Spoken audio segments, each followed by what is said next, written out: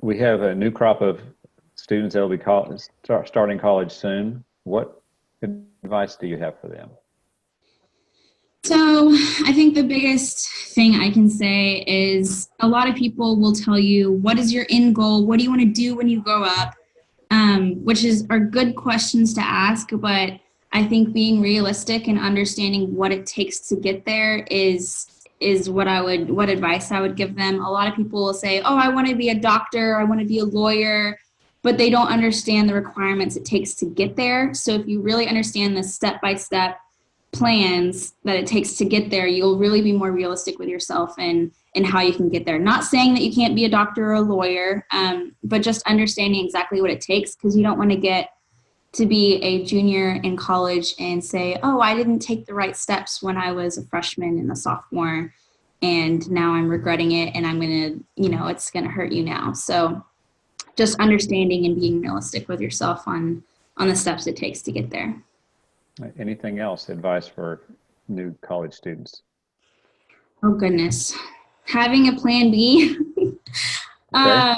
Yeah. Yeah, so I know that sounds bad, but if you have your eyes set on something and you can't reach it, you need to have a good plan B. For example, I wanted to go to medical school for a little bit, and I was thinking about that, but then I was like, you know what? Let's be really realistic with myself and have a marketable plan B just in case something doesn't work out that I can't. For example, a lot of people will choose generic science majors and want to go to medical school, but with a biology degree, you can't do much other than working in a lab or teaching biology for high school, So you want to pick something that is going to be marketable if your plan falls through.